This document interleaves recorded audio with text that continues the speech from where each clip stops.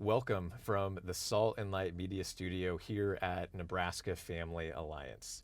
2025 has been an amazing year filled with unique challenges, but also tremendous opportunities, ministry growth, and continuing to see major victories for family, freedom, and life here in our state. So today we want to help provide a little bit of an overview of what God has done through your support for the ministry of Nebraska Family Alliance and look ahead to 2026. And so I'm glad to be joined today by Elizabeth Nunnally, our Advocacy and Engagement Coordinator at NFA. Elizabeth, it's been a pretty big year and there's a lot that's gone on.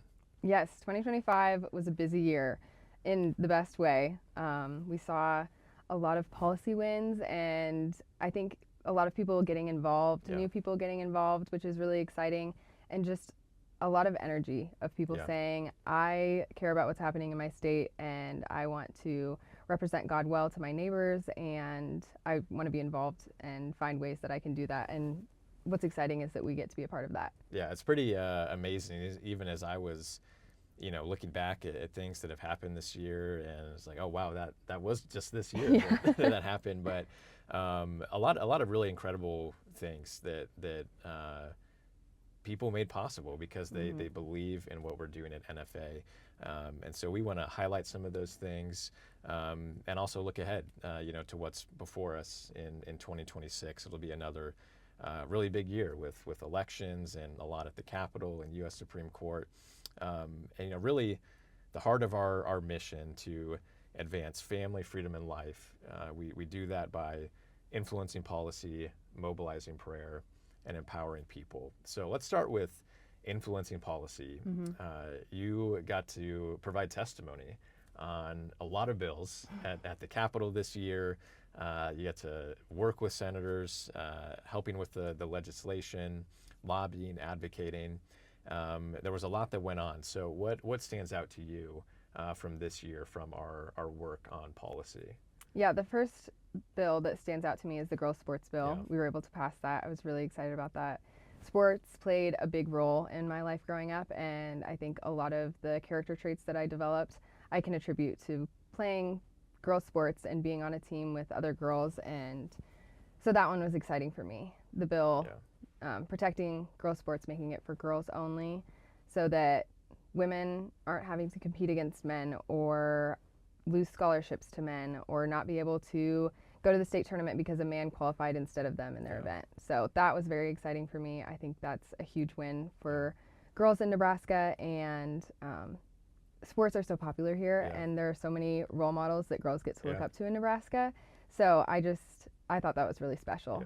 Yeah, that was a bill that we'd been working on for years that had failed previously, actually, and finally through a lot of work, a lot of prayer, a lot of people stepping up, that bill passed this year, and girls sports are protected, and we're going to continue to try to build on that in 2026 by ensuring we get those same protections for school bathrooms and locker rooms as well.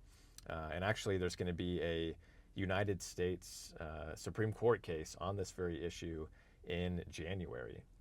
The Supreme Court will be looking at whether or not state laws, like we just passed in Nebraska, are constitutional. So that's one we're going to be watching really, really closely. And so that was big to pass that bill. We also had Parental Rights and Social Media Act to protect kids online. But we also helped stop a lot of bad bills. Every bill we opposed this year was successfully defeated. How did you kind of experience this year's session and all the different bills? I mean, I think there was one week we testified on 9 different bills just in 1 week.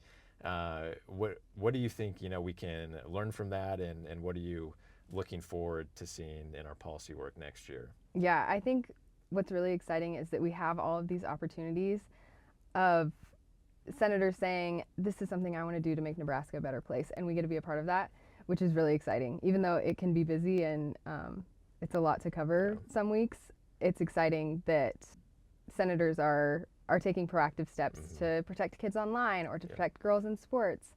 I think one of the a couple bills that we opposed were to expand gambling in Yeah. Nebraska. Yeah. And so it was really exciting to see those be defeated. And I think what's also exciting is when you're at the Capitol testifying on bills, you get to interact with other people who care about the same things and who are taking time out of their day to come and sit in a hearing and express why they care about these issues. Yeah. So that was an exciting part for me.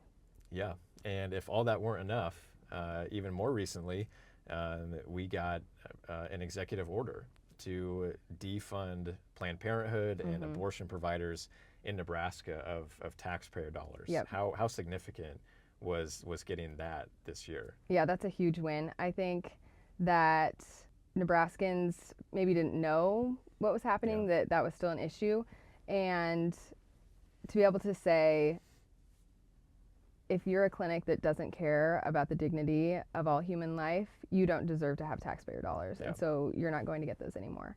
So that was a huge win. We're really grateful to Governor Pillen for signing that executive order and making it so that no one's hard-earned money is going to abortion clinics. Yeah, yeah. Not a single penny of taxpayer money should ever go to abortion providers. And that's something, again, we had been working on for years. Yeah. We've always opposed taxpayer funding of abortion, and so to see that finally happen in 2025 was really amazing, and something we were glad to support and continue to build off of to advance a culture of life in our state. So a lot of big policy victories in 2025, but another key pillar that we have at NFA is prayer. We believe in the power of prayer. We have seen so many times how when just there's doesn't look like there's a way forward, that God shows up and makes a way forward. And we know that we can't do anything apart from Christ. And so that's something we're always reminding ourselves of, and calling people to join us and praying for our state, for our nation, for our elected officials. So as you look back at 2025, kind of through that lens and our work on mobilizing prayer, what stands out to you? The prayer piece of what we do is something I really love, because we know that the battles that we're facing they're spiritual. Yeah. And I think that it could be really dark at times or discouraging, but the prayer piece is what helps give us hope and peace when we're facing things that are really evil or that just seem really hopeless. So I love that prayer is such a key part of what we do, and I think it's also a way that we get to really tangibly see people get involved. Yeah. And people are so eager to pray for their neighbors, to pray for Nebraska, for their elected leaders. And one of my favorite things that we do is our Adopt a Leader program, where people reach out to us and we get to send them a prayer packet for the elected leader in their district. And I don't remember the number, but how many people did you have signed up this year? It grew to over 1,100 families this year. Which is amazing. Yeah, incredible. And thinking that there are that many people who have committed to praying every day for their elected leaders, that makes a huge difference. And we've had elected leaders reach out to us and tell us how encouraging it is when they hear that they have someone in their district that is praying for them and the work that they're doing. Yeah, it makes a huge difference. And I remember even this year, one of the things we added this year to our Adopt a Leader prayer program, you talked about the resource packet that we send people. One of the things we added this year was actually a postcard pre-addressed to your state senator that people could fill out to let them know that they're praying for them. And I remember we had a meeting. We walked into a senator's office, and there, on their wall, they had pinned that postcard that they got from someone in their district, telling them that they were praying for them, and just how much that meant to that senator was really neat to see. One of the things we also do every month is we lead a prayer walk throughout our state capitol, and it's always a really beautiful, intentional time to pray for our state and for those who are serving in government. And you got to lead a few of those this year. including one really special one, the first prayer walk that we had actually after the assassination of Charlie Kirk. And there was just so much darkness, and people were really, really hurting, and you could feel it. And so we really wanted to expand that time and invite people to join us in praying for not just our state, but for restoration for our country. And you got to be there for that, and there was a huge turnout. What was that experience like? Yeah, I think it was the largest turnout we had had for one of our monthly prayer walks, and Rebecca Alec, the Nebraska volleyball player, was there. And I think one of the really cool things that happened that morning was because so many people showed up, we were able to draw some attention. And so people who were just walking by who hadn't planned on coming stopped and said, "What are you guys doing here?" And we were able to say, we're praying for our state and our nation after the assassination of Charlie Kirk. And so then, they stopped their plans and they said, "Oh, can we join you? Is it open to anyone?" Wow. So seeing God use that and bring people together and allow them to gather and pray was really encouraging. And I think when something like that happens, we can be tempted to retreat and to isolate. And so in that moment, being able to gather people together and be reminded of the truth that we see in the Bible, that Christ has already overcome the world. We have nothing to fear. And being able to do that with other believers was a really encouraging morning. And I think the more that we can do that kind of stuff, the better. Yeah. And our third pillar, I think, really ties into that, and empowering people. And with everything else, that we were involved with this year, it was amazing to see all of the doors that God opened, and that we were able to take, our message about God's design for marriage and life and family. We were invited to speak in more churches, in more schools, more universities than ever before. And so I think we're seeing this hunger for truth, and a lot of opportunities, and people continuing to look to Nebraska Family Alliance to be that voice and that resource. We even started a new Biblical Worldview Resource Center this year that's available for free on our website.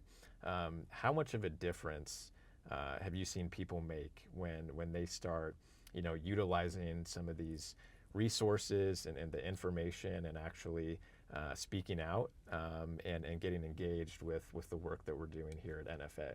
Yeah, that piece is so exciting. And I think I'm newer to this, but I think that there's been a renewed energy this year of people wanting to get involved and wanting to really live out a biblical worldview, not just go to church on Sunday and then go about the rest of their week as they normally would, but wanting every single day to live out what the Bible says and to be faithful to what God has called them to.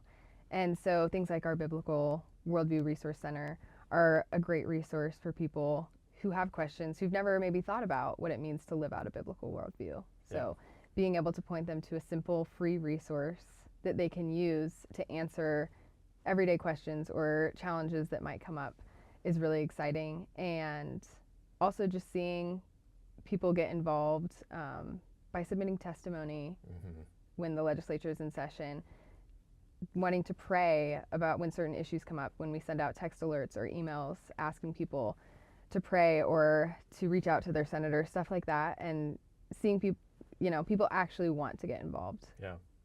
When they sign up to be a part of our network, they do it because when we send out alerts, they want to pray. And so we know that we can count on people to do that, and I think that's really awesome. Yeah, and now is really the time, as we're beginning to prepare for 2026, the start of a new legislative session. It's going to be an election year. There will be so much at stake. Once again, a lot on the ballot.